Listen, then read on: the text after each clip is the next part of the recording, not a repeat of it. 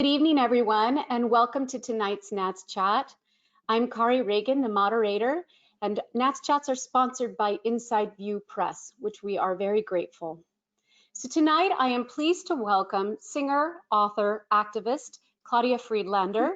Our topic is academic or entrepreneur, how to steer your teaching career. Claudia Friedlander is a voice teacher and fitness expert based in New York City. She earned a master's degree in voice at Peabody. Her fascination with the physiological process of singing led her to earning a doctoral degree in vocal performance and pedagogy at McGill University. She is also certified as a professional trainer from the National Academy of Sports Medicine, and she is the author of 2 books, if not 3. One is Complete Vocal Fitness, a guide to physical training, anatomy, and biomechanics, and the Singer's Audition Handbook. So thank you, Claudia, for joining me tonight. Oh, it's such a pleasure to be here with everybody. Thank you so much for inviting me. I'm so happy. And as I said to you in private, we have to have you back to talk about the vocal fitness book, because I'm so curious to have a conversation about that. But tonight we've chosen to talk about the academic or entrepreneur. And as I'm sure you are frequently asked about the difference between going on an academic trajectory or an independent teacher trajectory. And I know that this conversation will be so helpful for many people wanting to explore their options. I think let's start our conversation with kind of this global and present optics for a voice teacher, because you just published in Journal of Singing a wonderful article called The Independent Teacher, We Are All Independent Teachers Now, in reference to the current COVID situation. And I wondered if you just wanted to share a little bit about your intentions behind that article and what you wanted voice teachers to consider. It's interesting. When Brian Manchinac, the editor of the column, invited me to write a column for JOS, we went back and forth a few times about what might be interesting to write about, and we settled on the idea of what my experiences and perspectives have been as an independent voice teacher. And I had just started outlining what it was that I was going to talk about when the pandemic hit and everything shut down and we were all scrambling to figure out what to do. And so as I looked at this article and thought, can I still write the same article that I wanted to? I thought, yes, I can, but maybe I don't want to be just talking to independent teachers right now, because it was clear that a lot of the things that as an independent teacher, I have just gotten accustomed to having to do for myself. People who are teaching voice through institutions, through conservatories and university voice departments, are going to have to pick up on some of the same skills. And so I thought it would be much more interesting to think about the contrast between your experience and your job and the way that you just spend your day and the way that you set your short and long-term goals as an independent teacher versus what our colleagues who work for voice departments are facing right now. I think NATS has been amazing at hosting these webinars and getting information now to try to help all of us to move our business online until it's really, really safe for us to be meeting with our students in person again. And so it occurred to me that there are aspects of being an independent voice teacher that, surprisingly, my colleagues who teach through voice departments could benefit from. And it made me smile to think of it that way, because usually it feels like it's the other way around. It feels like there are all these cool things that you get when you serve on a voice faculty, all these resources and all of these great things that the independent teachers can so often benefit from the experiences that our colleagues who actually work for voice departments have. So to have it sort of turn around and feel like, well, I know how to do this and I can help you was kind of interesting. But it really is, crisis breeds opportunity, as I mentioned in the column. And so I think this is an opportunity for all of us to just kind of reflect on, how do we really want to teach? And how does being an independent teacher really facilitate teaching the way that each of us really wants to? What are the kinds of compromises that you need to make to be part of the group? Because it's being part of a voice department is a big collaboration. And so you get some things and you have to give up some things. Um, but what do we all have in common is, as I mentioned, is what I'd really be interested in talking about today. What are we trying to achieve as voice teachers, and how can our current circumstances help us do that? And how might we reconsider things that we just kind of took for granted because we've just been doing things the way we've been doing them for so long, that now that we have to be a little bit more intentional about some aspects of it, how can that work to our benefit, especially at a time when it can sometimes look like there isn't a whole lot of benefit because so much has been taken away. But I think that we really have been given an opportunity to reflect and to reach out to each other and to decide how we want to do all of this going forward, whether we're working for ourselves or working for an institution. It's interesting because our profession is built so much on tradition, especially in the classical realm, right? Traditions of decades, centuries, right? And this is an opportunity to reboot because our teachers never taught online during a pandemic.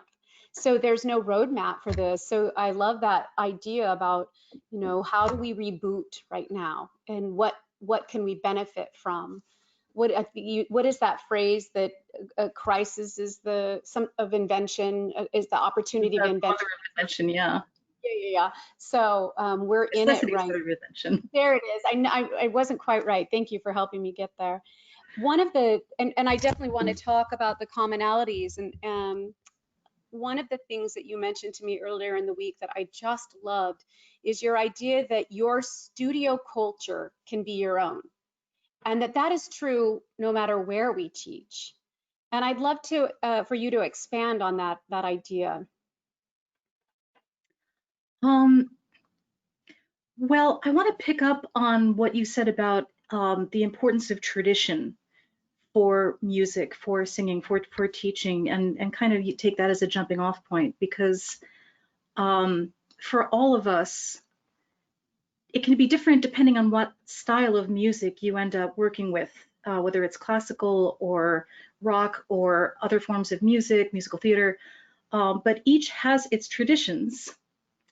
And so part of what someone's getting from us when they come to study with us is an immersion in whatever the traditions are surrounding the style of music that they want to sing, whatever traditions there are surrounding the culture of, well, the performance culture. What happens if you get hired to do this gig or that gig? What can you expect when you show up? What is your role in the grand scheme of things, and what is your experience going to be like? And so when you think about tradition versus innovation, we're all NATS members here, so we're all very interested in finding new ways to do things and exploring deeper the various techniques that we've all been given. That, I think, is at the heart of the culture that you want to design for your studio, because it's important to remember that the traditions are there so that we can express ourselves. All of the performance practice that we get to immerse ourselves in when we're learning how to really master bel canto style, right? Or learning how to, belt a performance of a favorite musical theater tune. All of these traditions were there because they facilitated expression. They're there to help expression. They're not there as an end unto themselves. And so the opportunity to really think about, what kind of voice culture do you want in your own studio, I think has to be foundational to that. How are you going to approach tradition? How are you going to, innovate so that you feel like you can really get your methods across in a way that will be empowering and interesting and maybe entertaining for your students? And in a way that is going to really promote retention and keep their enthusiasm high when things get challenging or frustrating. So we each get to decide that for ourselves. And I think that that's true for any reason. At this point, I get to work with a wide variety of singers, because the common denominator for a student that's going to be working with me is not necessarily the style of music that they're singing or the level of experience that they already have. It's got more to do with their commitment to the process, Mm-hmm. their interest in expression, their interest in, integrating all of these different skills so that they can find a way to express themselves. And that can be a great way for someone to study if they want to be a professional opera singer. And it can be a great way for somebody to study if they're a complete beginner and may not even really know how to match pitch yet. It's the commitment to the process. And so I've been able to create a culture in my studio that that underscores that. Mm-hmm. How it evolved was pretty interesting because when I first moved to New York City and started my studio here, I had it in mind that, well, because of the skills that I have and because of my own background, probably I'm going to aim at working with elite opera singers, and that's what I'm going to focus on. But until then, I'll just work with whoever wants to work with me. And over the Mm-hmm. years, I found out that that was not the culture that I really wanted in my studio. If it had ended up that way, it would have been fine. But the kind of singer who tends to seek me out uh, tends to just be very curious, creative, passionate, and they have those things in common. And I was really curious about what would happen if I tried to get them all together and like have a studio class. Would like the novices, would they be intimidated by the professionals? Would the professionals not be interested? And what I found is that this just is such a strong common denominator that the kind of people who tend to like the way that I work have a lot of respect for the process. They have a lot of respect for each other, and Mm-hmm. they are also interested in finding that common denominator. And it's also so interesting to see that the issues are the same. If you haven't been singing all that long, but you've got this one thing that you need to work on to be able to, for example, navigate your vocal registers, Mm-hmm. and then you find out that there's a classical singer who's very experienced, has been working on this for a lot longer than you have, and they have the same issue that they need to work on. You hear how these things manifest in different musical styles, different voices, different people, and I just that's what keeps me excited Mm-hmm. about it all the time. And so, did I create that culture? It kind of evolved, Mm-hmm. and I think that's a good thing to aim at. Um, just really sort of seeing, how do I want to teach? What is working? How could I do better? What kind of feedback can I get from my students? I think that at various points in my career, there have been moments where something didn't feel quite right. And eventually it got louder and louder, and it made me pay attention and made me realize that, like, oh, this isn't something that I want to do anymore. And then you need to just be able to go with that, because you have to remember, which is hard sometimes, that I don't have some boss telling me what it is that I should be doing or how it is that I want to teach. I think one of the big ones was a decision that I made some 10, 13 years ago, that I was no longer going to be working one-on-one with young singers, with high school age singers and younger. And it's a decision that I made not because I don't love working with singers that age. It's a decision that I made because I felt that I would really need to specialize in it, and not specializing in it, being in New York City, the kinds of students that would end up in my studio weren't necessarily the ones that were a good fit for my studio. They were the ones that had stage parents that really wanted to push them to do something, that maybe they didn't want to do, or the parents who thought that, oh, this is going to look great on your college applications, but then they weren't as engaged in it. And so when I realized that it just wasn't, sparking joy the way that I think it really, really needs to, I decided that I was only going to work with adult singers. And that is when I ended up starting a relationship with Carnegie Hall, because I wanted to be part of their teaching artist program, because it is so important to me to be working with kids. I really feel like music saved my life when I was a teenager.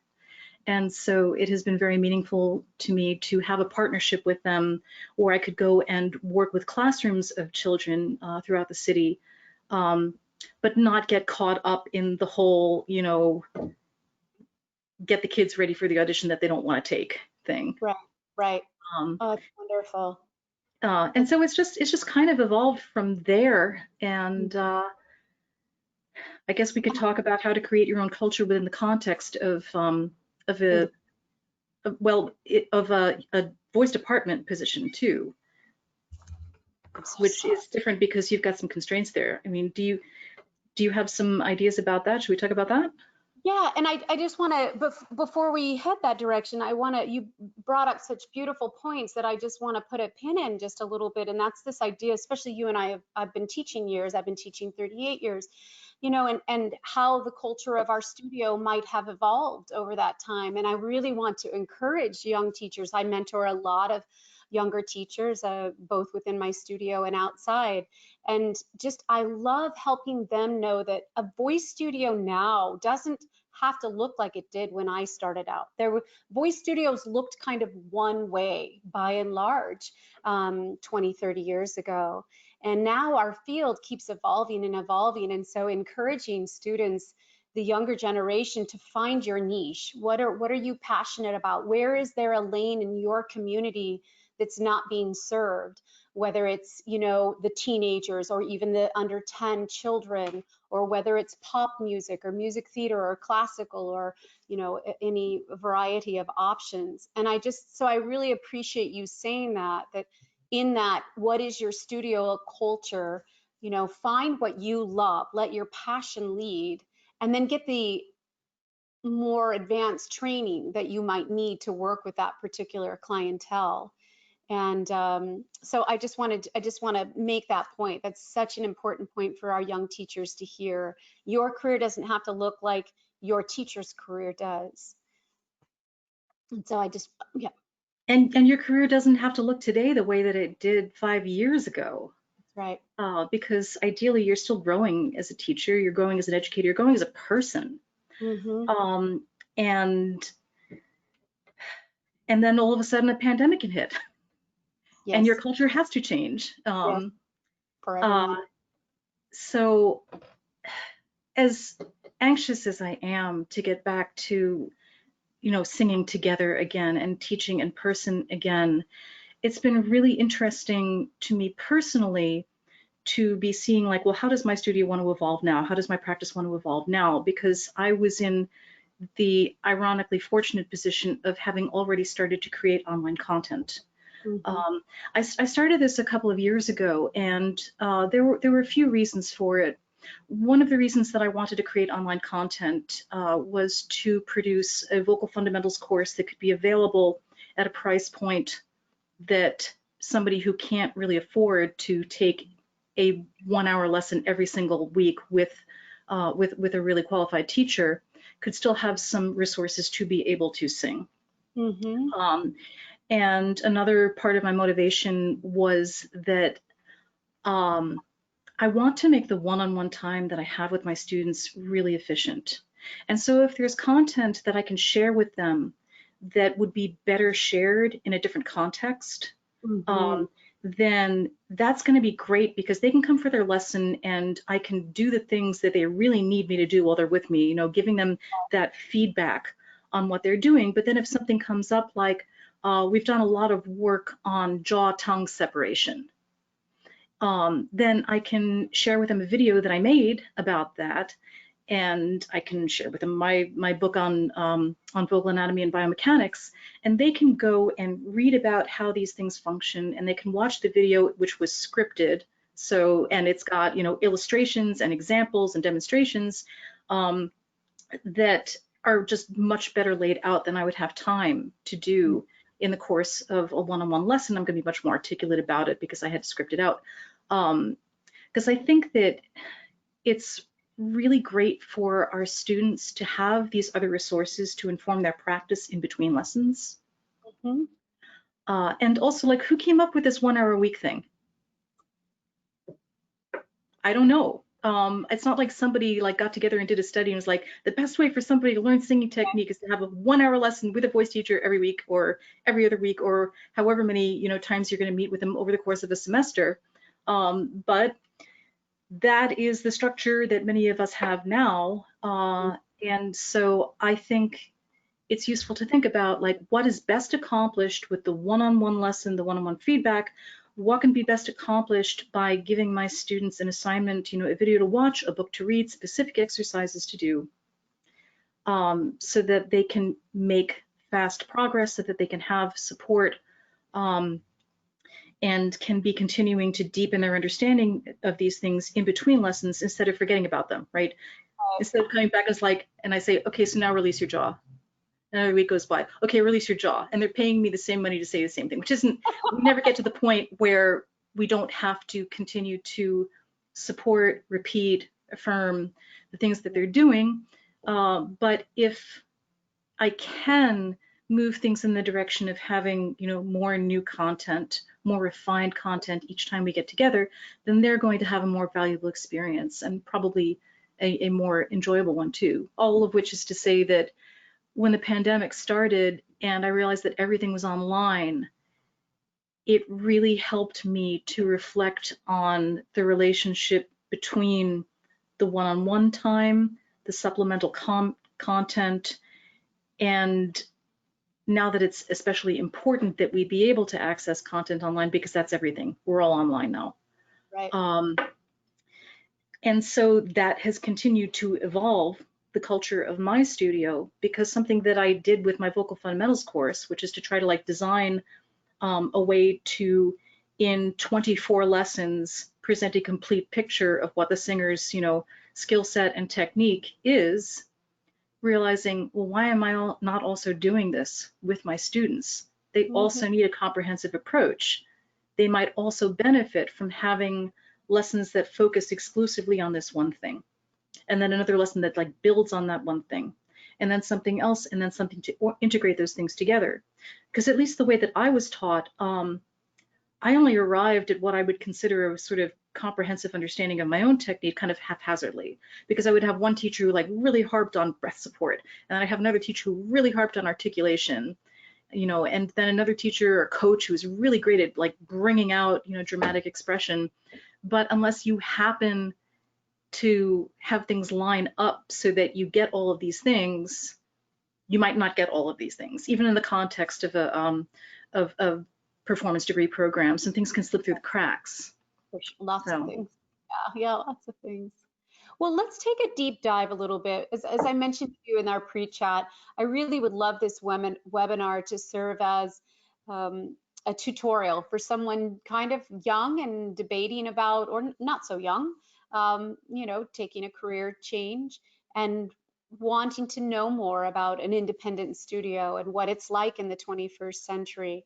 So let's take a deep dive a little bit into some of the pros that come out of an independent studio. And I want to just remind the attendees that please, you can use the question box to ask questions. It'll come in to me and I'll ask Claudia on your behalf. So if you think of anything, please don't hesitate to use that question box and ask. Big pictures, pros, independent teacher. What would you say to somebody? Well, what do I love about being an independent teacher? So many things. I love being able to just structure my own business the way that I want to, rather than having that structure determined by a voice department.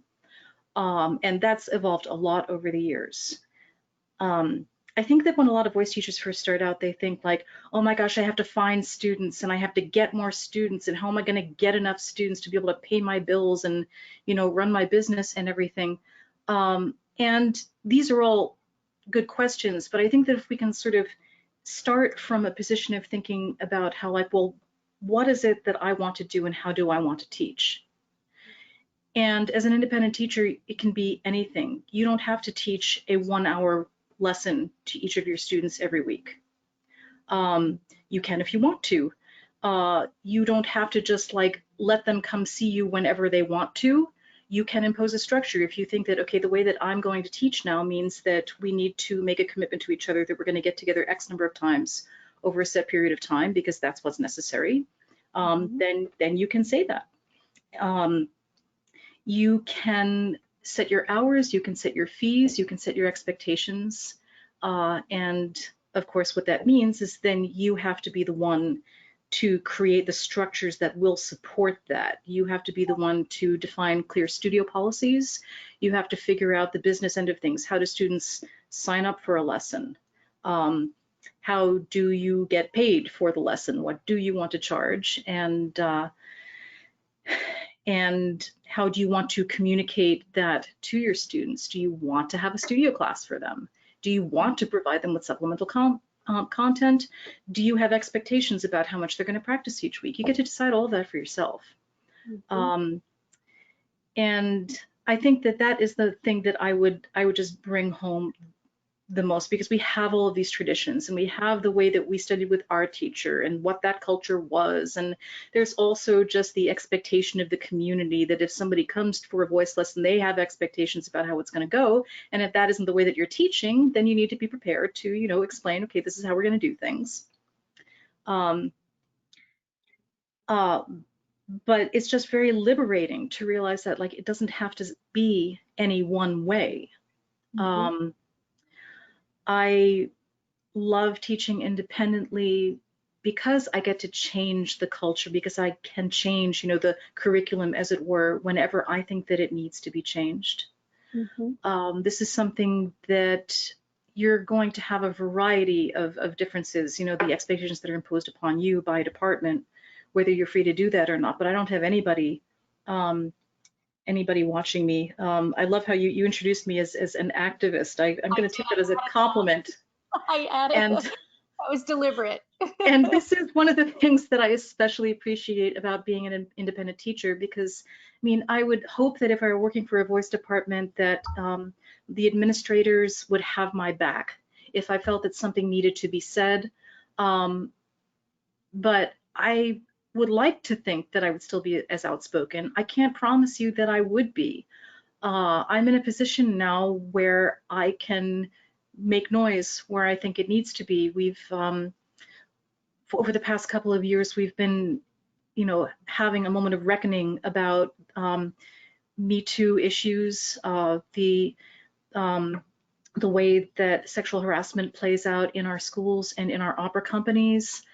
And it's nice to be able to speak truth to power, because the power, there's nobody who has power over me. I suppose that if somebody wanted to, you know, insult me, they could, but no one's going to fire me. So I'm in a position. Say it again. So that gives you a freedom to speak your mind without potential repercussions, you feel? Yeah. Do you? We've got a few questions, but so as we keep going, I want to make sure and ask these. It's all around running a business.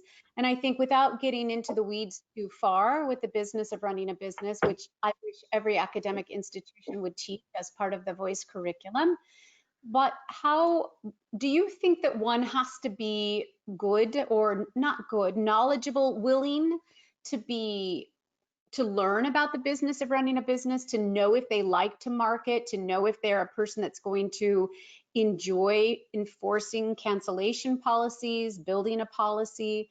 Do you think that is a necessary aspect for somebody who wants to be an independent teacher? Well, if you are an independent teacher, then you are running your own business. And so if you want to have it be a successful business, you do need to learn how to run it.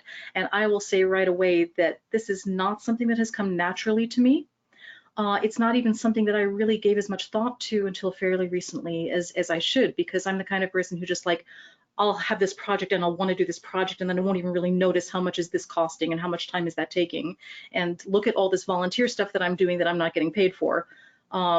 So it helps to have help. As you mentioned, I think that more schools are offering some support for this than used to, but I definitely didn't get any. Yeah.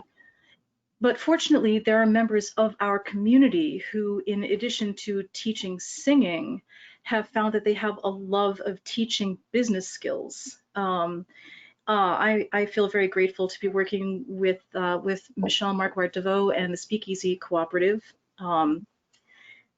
which is just, it is a wonderful voice teacher organization, Michelle, as you pointed out to me, where we can all get together and not just work on the business aspects of what we're doing, but also share pedagogical advice, share experiences, get support.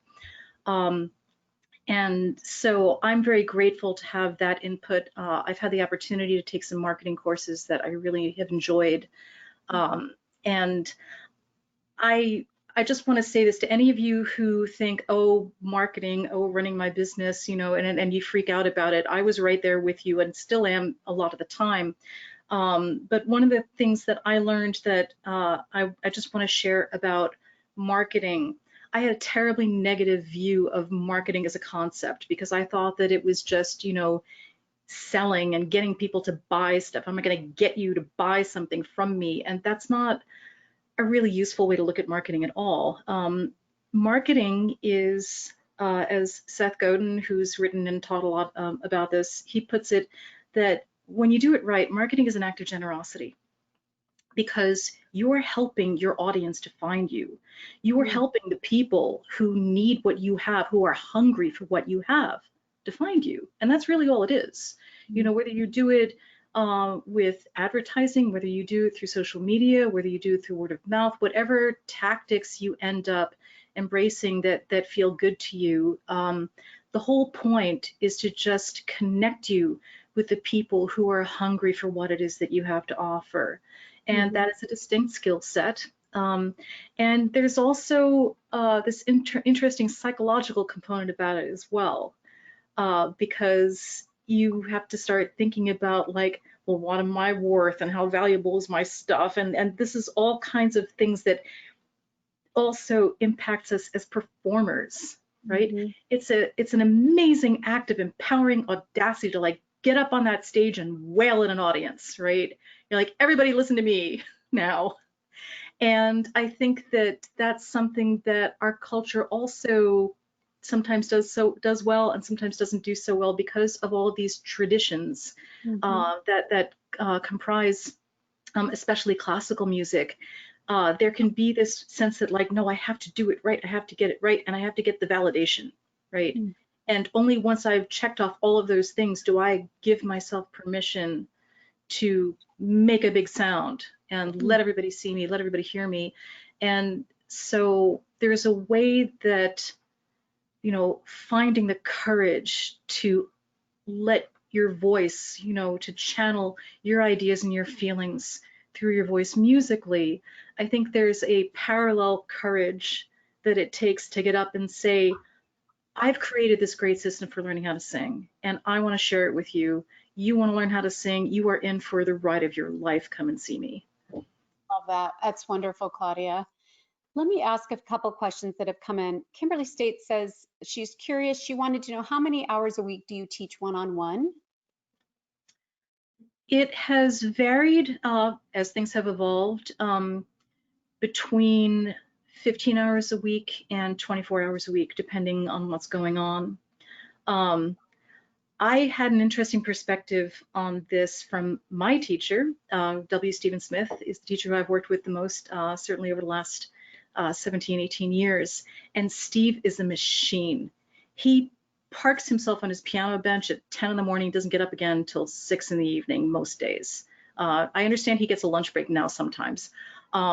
But he was working a 40-hour week the way that you would like at another job. And I would look at him and he was always energetic. You know, if he was ever tired, if he was ever like, oh God, I can't do another hour of this, I never saw it because he loves it so much. And I thought, how am I ever gonna do that? I thought I'm supposed to be able to do that. And then I found out that what's considered a full-time load at most universities is 18 hours a week. If you're just teaching studio lessons and doing nothing else, then 18 hours of one-on-one teaching is plenty.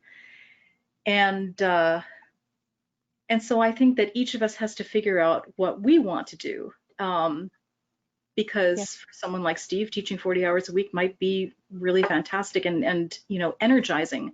For me, it's exhausting, especially the way that I want to teach now, which is that I'm going to see you for that hour, but I'm going to give you some homework and I'm going to be checking in with you over the course of the week to find out how you're doing.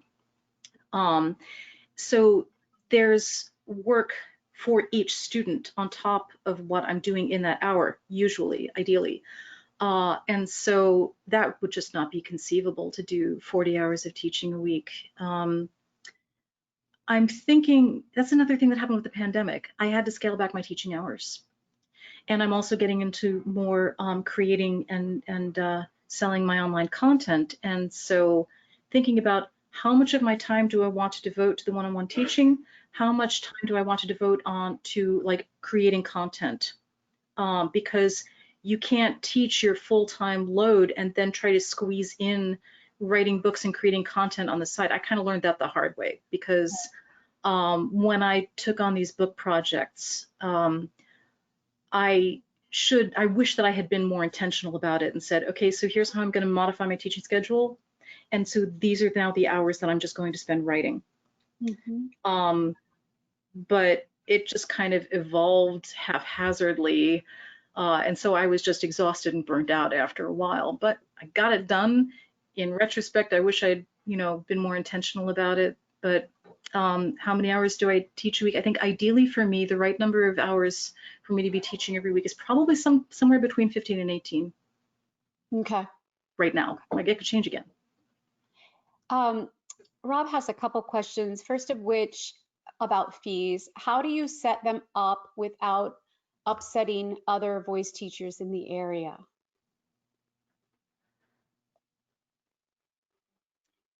There are people in this business who can probably speak more specifically to that than I can, but I'll share what my journey has been around pricing. I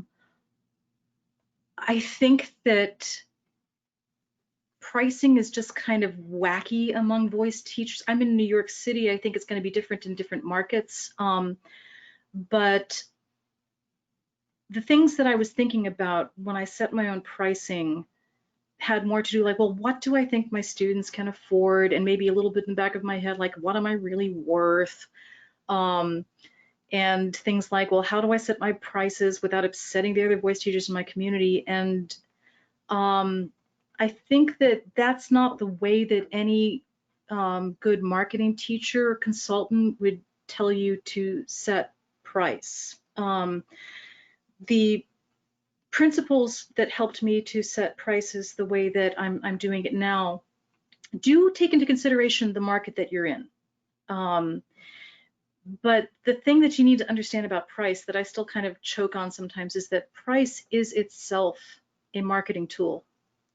Because when you set your price, you are saying to your community, I am this kind of voice teacher. So if you have skills and experience that are the equivalent of, say, the really high profile voice teachers in your market, but they're, it's New York City, they're all charging $200 an hour and you're charging $80 an hour, then people are not going to look at you and say like, oh, that's a teacher who really cares about the fact that I don't have any money right now. They're going to look at you and say, oh, that's not a $200 an hour voice teacher, that's an $80 an hour voice teacher. And of course it's not true, right? Because money is a construct. But you do need to take a look at, to the best of your ability, how prices worked out among the people in your community and what it says about their practice, what it says about their product. And the more objectively you can do that, and if you can get the help of somebody who's really savvy about marketing to help you set your price, then I highly recommend it, because you're too close to it, right? It's very hard for me to like look at my own work and try to set a dollar value on it. Mm-hmm. And then the other thing is that it means a lot to me that somebody is willing to give me that big a chunk of money for an hour of my time. Now, the thing is, some of my students, it's really hard for them to save up that much money. Some of my other students, it's no problem for them. And so there isn't that emotional component to it.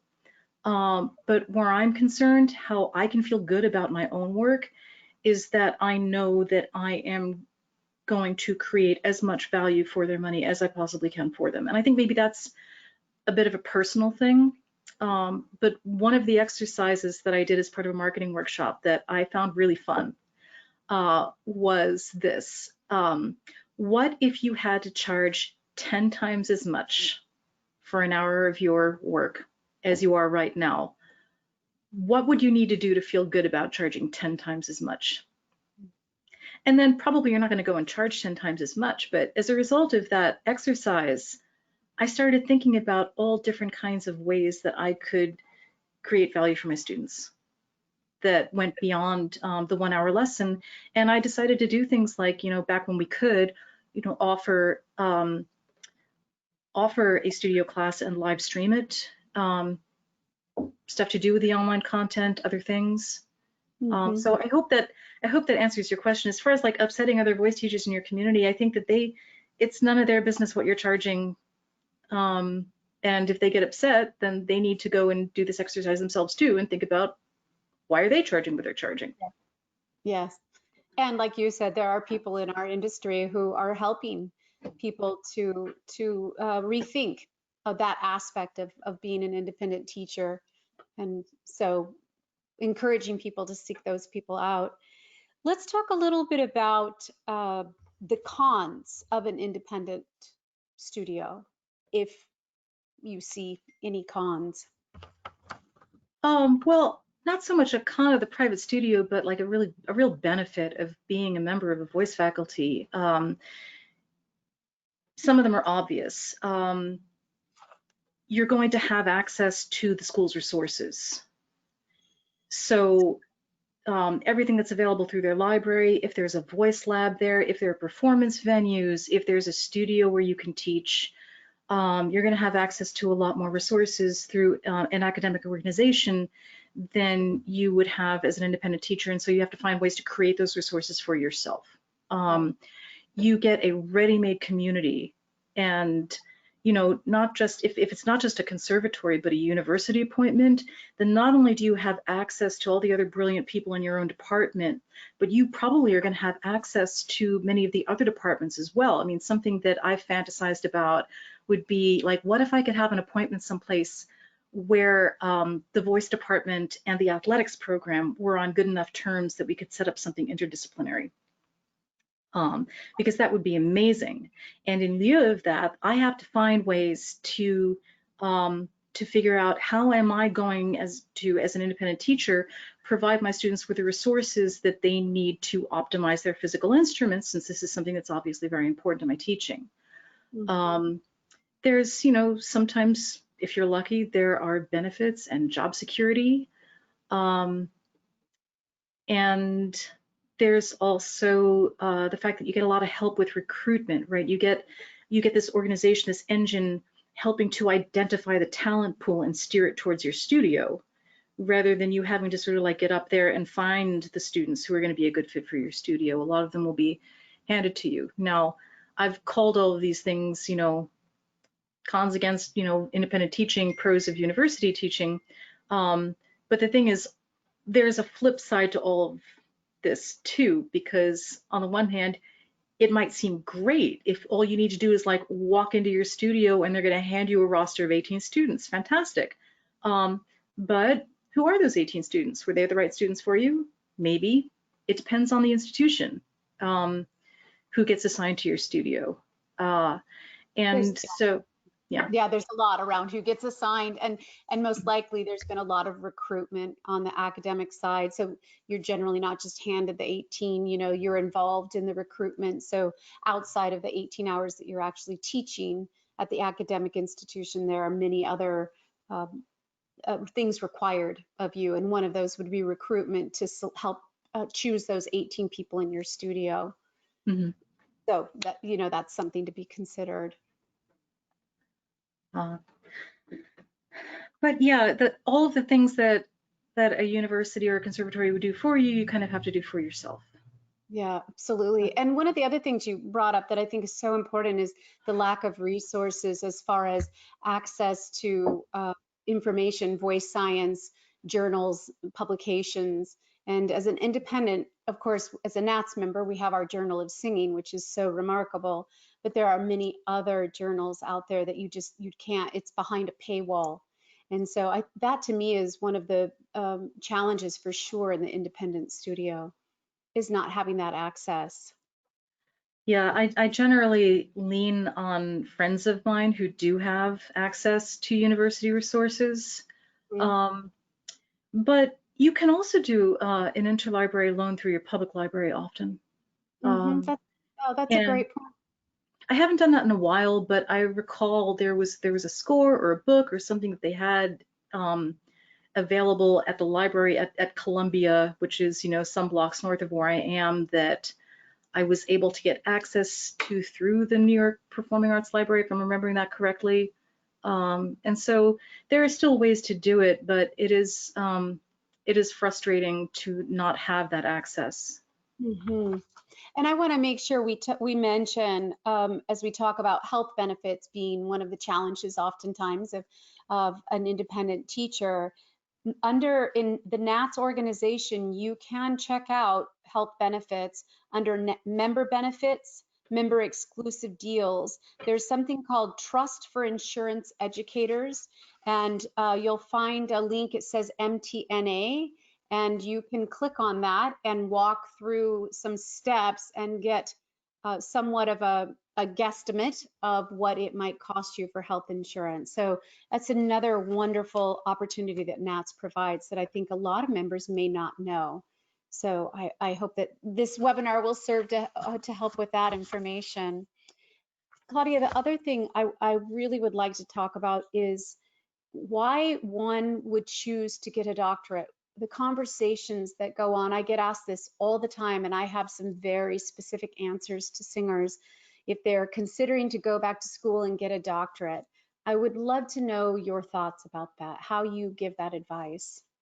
I just had a conversation about this with a friend on social media yesterday, and I think that it really is something that that we should think about, because I think that part of my decision to pursue a doctorate is something that I would counsel against at this point, which was that I definitely had some research that I wanted to do, and I knew that I wanted to do it.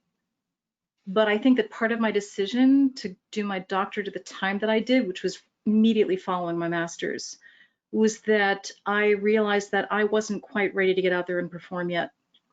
And so if I could just go and sort of like bury myself in the library at another institution, continue to take voice lessons and continue to prepare, continue to cook for a few years, then maybe I could kill two birds with one stone, get the doctorate, because I knew I wanted to teach. And I did at the time envision myself eventually looking for a university teaching appointment. So I knew I wanted the doctorate. I knew I had research that I wanted to do, but it might have been better.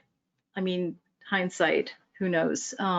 It might have been better for me to take some time and fill in those skills some other way if what I really wanted at the time was a performance career, which at the time I still very much was interested in pursuing. That my thinking about that evolved a lot, especially after I started actually teaching and finding out how fulfilling it was, and finding out that that really was where my heart lay. But it would have been nice to have that commitment before starting the doctorate, because I think that a lot of singers will like dive into a doctoral program because they don't feel ready for prime time, which was, my story, or they think, well, I want to teach, but I'm not going to get a job unless I get the doctorate. And so I need a doctorate, and so I'll go do the doctorate. And for me, where you're going to get the most out of a doctoral program and where you're going to be helped to make the biggest contribution as the result of your doctoral program is if you are really fueled by the research that you want to do. And if it's just, oh, I'm just going to like do the requirements and get the degree, because especially now, I think it's obvious that we are graduating so many more doctorates in voice than there are good jobs for in our community. And that is itself a bit of a problem. Don't do a doctorate so that, right? So that you can get a job. So that you can hide from the auditions for another 3-4 years. Do a doctorate when you have like something that you really want to focus on. You find an institution that really supports that research and has all the resources that you'll need, is my advice. Wonderful. I love that. And I wanted to say, Dan Mitten has written in and said about the firewall It's tough for independent teachers to find a non-paywall resource. We share, we being the new form of professional voice teachers, respectable amount of free resources in the new forum for professional voice teachers. So it's great for independents to cultivate a presence in social media that will expose them to these kinds of curations and free shared resources. And we are grateful for that, Dan, for sure, that he does make many articles available, and there are wonderful conversations on there so that independent studios can see what's out there and look for resources. I don't know, are the journals available, Dan? Maybe you can answer this, through the public library? And Claudia, do you know, I know you said you can do the interlibrary loan, but are you aware of access? Let's see. Claudia is one of our moderators as well, by the way, which I did know. Thank you, Dan. Do either of you know about that, about from the public libraries? That has never occurred to me for journals. I'm lucky to live like a block and a half from the New York Library for the Performing Arts, and they have a pretty decent stash of journals, but it's not exhaustive. Okay. And that's actually something that I don't really have a good answer to, because That's all right, Claudia. I'm putting you on the researching spot. is not something that I'm engaging in on an ongoing basis. Dan probably has a better idea of that. Mm-hmm. Well, and Dan does say yes. Thank you, Nat. Nat's also in the chat box, everyone. Some things are going up. Some are parts of networks for library loans. Dan has said yes, access via Toronto Public Library, and then he later said www.tpl.ca. So we can look at those later. I didn't mean to take us on a rabbit hole, but all of a sudden it did occur to me. And Ray Myra has said, still so many higher institutions list the PhD DMA as a requirement for someone like her, who at one point was striving for the collegiate teaching job, but was hindered by age. She switched to musical career late for a singer, and felt caught between a rock and a hard place. And I hear that from a lot of people that are now just starting the doctorate or just getting the doctorate, that yeah, it is almost required to get a job now at the academic level. Well, let's talk about that a little bit. I was thinking about that today, because All the job right. announcements, when you see the job announcements, sometimes there's a real bait and switch. The job announcements as they are listed can sound extremely intimidating, because it sounds like what they want is somebody who's like, they've got a doctorate and they had a prominent performance career and they're willing to teach the German diction class and they're willing to, like, start a pedagogy program and blah, blah, blah. And so you look at that listing and then you think, oh, that's not me, I can't apply. I think, and again, somebody who has a lot more experience working in the academic sphere may be able to speak to this better than I do, but I think that search committees come up with the best description of who would fit in with their department, but they don't know what the talent pool is that they're going to attract. And so if they find somebody who doesn't meet that description at all, but they all of a sudden realize, oh my goodness, this would fit in great with my department, then they might pick that person. But there's a lot to unpack around these job announcements, because as many of you may have experienced, sometimes when a job announcement goes up, it's not really a job that's open. They already know who they want to hire, but because of their university or state law, they're required to go through the search. So that can be very frustrating. It can be very frustrating, as I've had this experience a couple of times where I felt like I met their descriptions like to the last detail, and then instead of hiring me, they hired some famous singer who just retired and became available, and so they add that person to their faculty instead, and their like CV doesn't at all match the job description at all. So while I'm not saying, oh, just go ahead and apply for a place where you think you'd be a good fit and don't pay any attention to the requirements, my doctor did not qualify me to teach singing. Pretty much everything that I've learned about how to teach singing has been since then, like literally the first thing that I got to do once I completed my doctorate was I got to do the NATS intern program. And that really set me up to start my teaching career because I didn't get any support for actual practical teaching during my doctorate. The program just didn't include that. And so I was like, how am I supposed to start teaching now? I don't know what I'm doing. And so the intern program was really, really helpful with that. So the fact that I have like a doctorate is kind of misleading because that is not what qualifies me to teach. What qualifies me to teach is all of the stuff that I did pretty much since then. Not that it wasn't helpful to learn what I learned as part of my doctorate.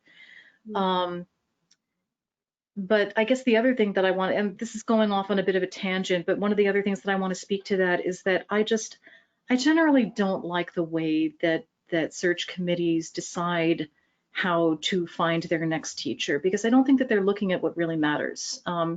As I've described in my book and in possibly in the JOS article, my dream team, if I were going to be on somebody's voice faculty, would be a carefully curated group of people with complementary skill sets. So it doesn't have so much to do with like who has the doctorate, you know, who had the shiny career. You might end up with somebody with a doctorate. You might end up with one or two people who had really successful performance careers. But what we need to look at is like, what is this person good at? And how does that fill out all of the skills that we need in our department so that any student who comes to our program, their needs are going to be met? What does this person specialize in? Because none of us can provide everything. None of us can provide everything to the student. And I would really like, I mean, if my activism could actually accomplish anything, it would be to encourage voice departments to take more of that view, in which case we're not going to be thinking, oh, must get a doctorate so that I can teach. I mean, maybe you should. Maybe you should. Maybe you're fascinated by vocal acoustics and you really want to dive deep into that. Maybe you have an idea about how you're going to use fitness to help people sing better, and so you want to dive deep into that. And the best way to get that skill set is to go and pursue a doctorate. Then go and do that doctorate, but don't do the doctorate because it'll look better on your CV. Absolutely. And it can serve you in an independent studio though too. You know, I mean, having that doctorate, I know I agree with you. My doctorate also did nothing for me as a teacher. That's not the case in every program, but it still can serve you. You don't have to use that degree. If that degree is something you want, it can serve you as well as far as marketing, you know, perhaps. So there can be benefits. There's a question from Colleen I want to get to that I think is really wonderful. Do you have any advice for a student wanting to go straight to a vocal pedagogy graduate program and go right into teaching as opposed to performing? Sure, if that's what they really want to do. That said,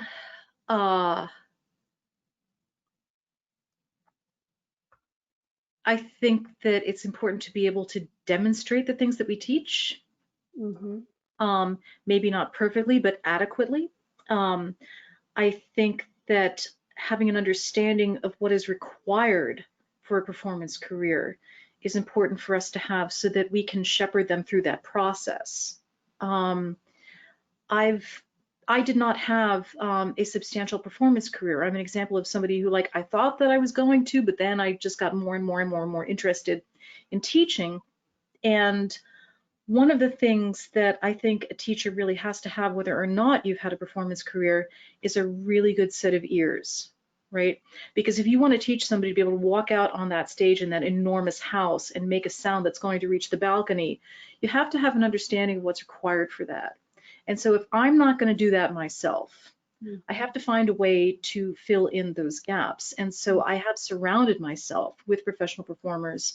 I have spent a lot of time going to concerts and operas and listening to professional performances and talking to other people about this. Because if you don't, in your ear, understand like what is required to do the job, then you're going to have a hard time helping your students get to the point where they can do that job. I think this is especially important if you're fortunate to have an academic appointment at this great university. You've got all these resources, but maybe it's a little bit off the beaten path. And so it's not really easy to just like go to a large opera house and hear live opera performed. If all you're ever hearing are your students and your colleagues, then that can create a kind of isolation that you have to actively fight to make sure that you still are understanding how singing is being expressed in the professional world. Mm-hmm. Wonderful. Claudia, you are so beautifully articulate, and I'm so grateful to have discovered you through Facebook, years ago, and have been so appreciative in many facets of how you have helped to shape our profession and influence our thinking. And I appreciate you being on here tonight. I really love the, creating your culture of, regardless of whether you're going to choose academic or independent or a little bit of both or whatever. And I think that is such an important message tonight. And I really appreciate that.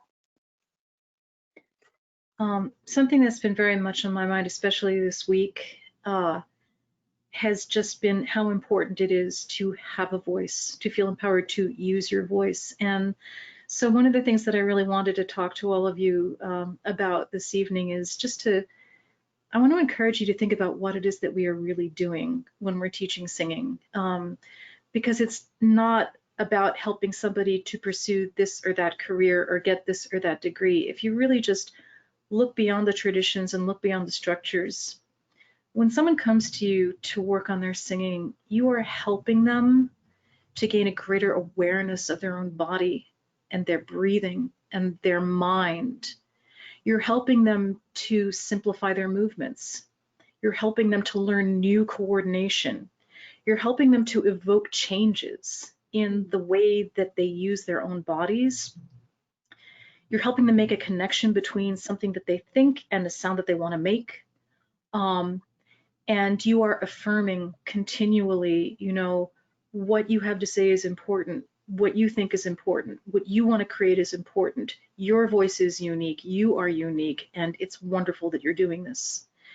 And I think that can sometimes get lost when we have to like prepare people for recitals or for juries or for all these other things. But I feel grateful for the extent to which I feel like I can speak my truth. And for something that I really love about singing, that I think it helped that I was a clarinetist first, because when you go to school to study voice, there's so many things that you have to learn that sometimes important things can slip through the cracks. But just the delight of just taking a phrase and being like, well, what if I play it this way? What if I sing it that way? What was the composer thinking? What if the character is this? To just kind of like flex your own imagination is just such a delightful thing to be able to do and to be able to help somebody else learn how to do well. Well, I love that. And I'm sure you have empowered people to use their voice tonight. And I am so grateful. Thank you, all the attendees, for joining us tonight. And I want to just remind you that our next NATS chat is December 13th. And I will be joined by Lynn Maxfield, Ken Bozeman, and Lynn Helding. And we will be discussing the term evidence-based voice pedagogy based around the framework that actually I put out in 2018. And my esteemed colleagues and I are going to delve a little deeper with that framework. And so I hope you will all join us December 13th. But for tonight, thank you again, Claudia, for joining me. And I so appreciate your voice. Thanks again for the invitation. I hope that all of you who are listening are having a wonderful weekend and are finding ways to continue to grow and share your art with people despite the current challenges that we're all facing. Thank you. Thank you, Claudia. Good night, everyone. We'll see you in December.